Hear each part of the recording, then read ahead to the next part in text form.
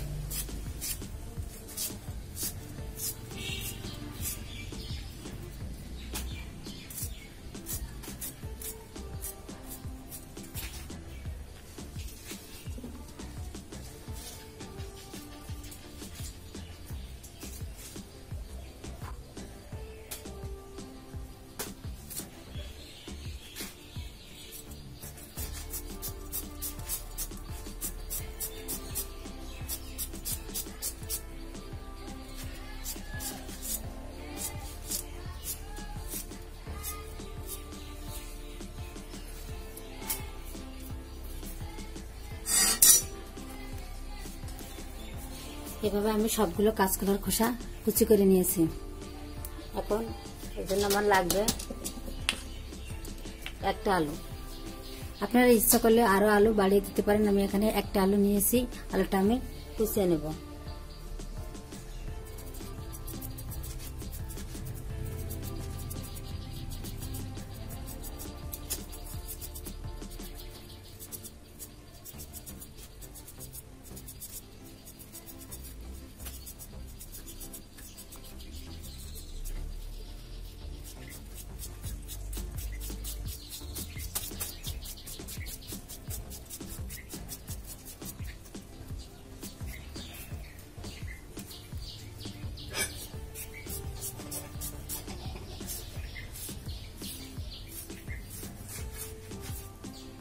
আলুটা এমনভাবে কুচি করে নিচ্ছি।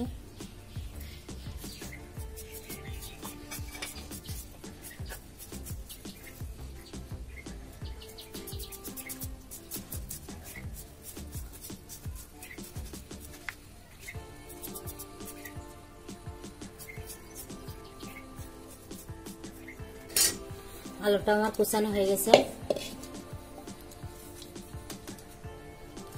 এখন এটা ভালোভাবে ধুয়ে নেব। আর যা যা লাগবে সেটা আমি রান্না করার সময় আপনাদের দেখিয়ে দেব। আপনারা এমনভাবে কুচি করে নেবেন।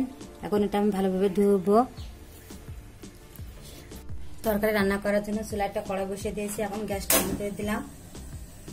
এখন পানি দিয়ে দিলাম।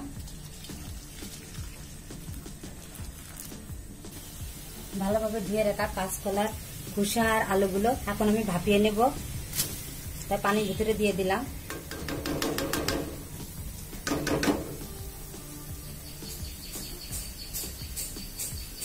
কাঁচকলার খোসাটা আমি হলুদ আর লবণ দিয়ে ভালোভাবে কুচলে ধুয়ে নিয়েছি।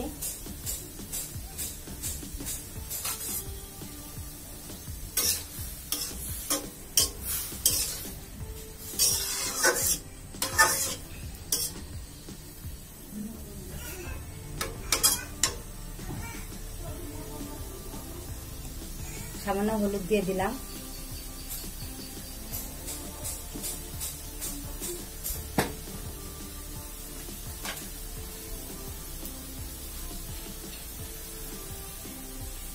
লবণ দিয়ে দিলাম।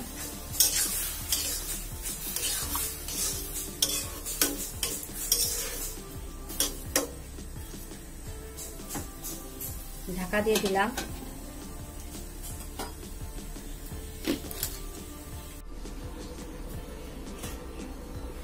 এটা আমি 2-3 মিনিট ভাপিয়ে নিয়েছি। এখন এটা নামিয়ে রাখবো।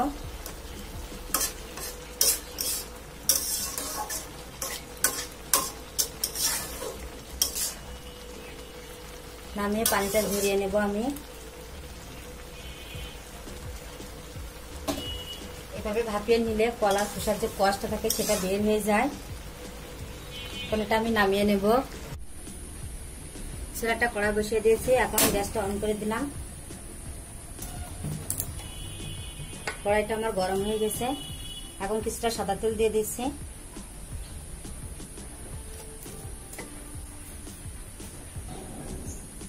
কাঁচকলা খোসা ভাজি করার জন্য আমার লাগবে পেঁয়াজ, রসুন, আস্তে জিরেগুলো দিয়ে দিলাম।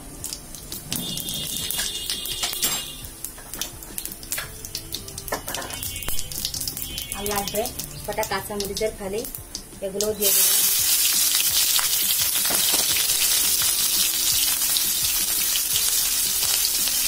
লবণ দিলাম, এটা ফুটে না ওঠে। পেঁয়াজ কুচিগুলো দিয়ে দিলাম।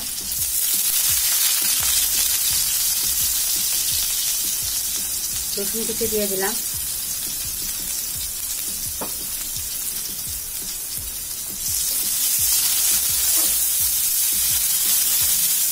এগুলো আমি লাল লাল করে ভাজি করে নেব।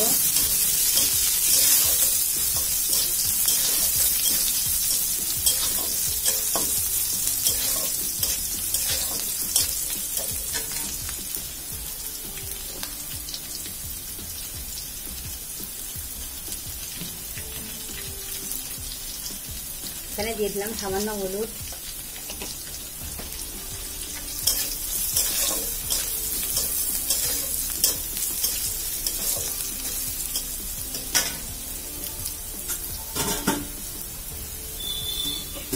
পেঁয়াজ রসুন ভাজি হয়ে গেছে। এখন ভাপে রেখা সেই কাঁচকলা আর আলুগুলো দিয়ে দিলাম। কাঁচকলা আলু দিয়ে দিলাম।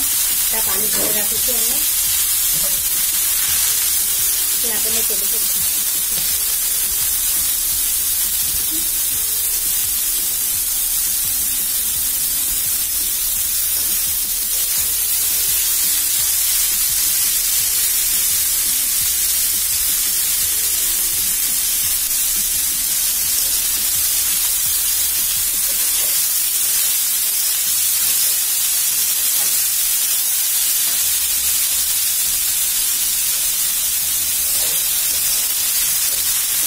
এখানে মশলার সাথে খোসাটা আমি ভালোভাবে ভাজি করে নেব।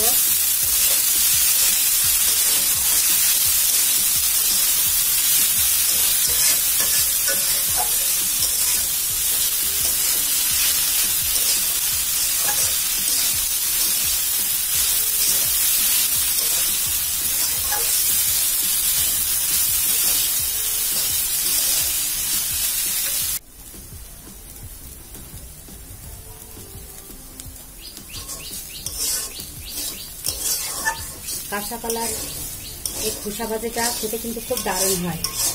আপনারা বাসায় এমনভাবে খোসাটা ভাজি করার চেষ্টা করবেন। সে দেখবেন এমনভাবে ভাজি করলে খুব মজা হয় এবং খুব সুস্বাদু হয়। এভাবে ভাজি করে একবার খেলে আপনারা কাঁচাকলা রান্না করার সময় এই খোসাটা আর ফেলে দিতে চাবেন না, কারণ এটা খেতে খুব সুস্বাদু এবং খুব টেস্ট। এটা গরম ভাত, রুটি, পরোটার সাথে খেতে খুব মজা হয়।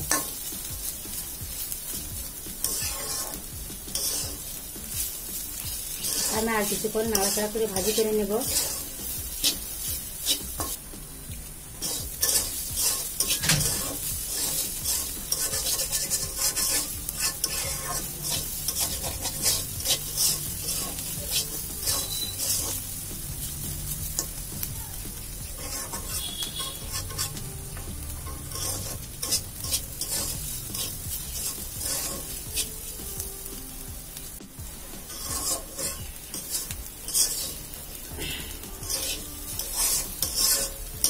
এটা আমার ভাজি করা হয়ে গেছে।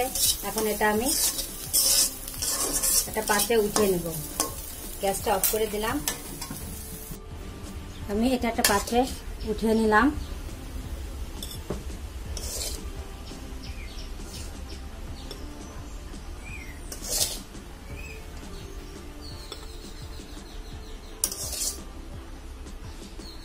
দেখেন কালারটা কত সুন্দর হয়েছে। খেতে এটা এমন খুব সুস্বাদু।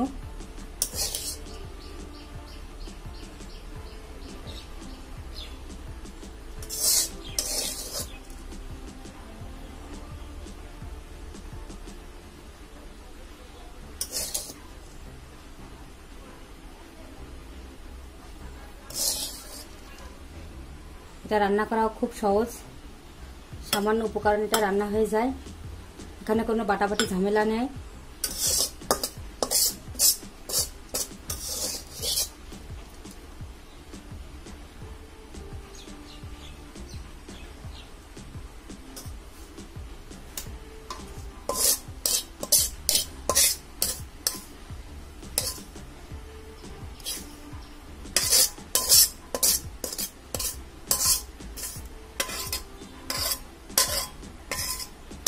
আমি এভাবে নামিয়ে নিলাম।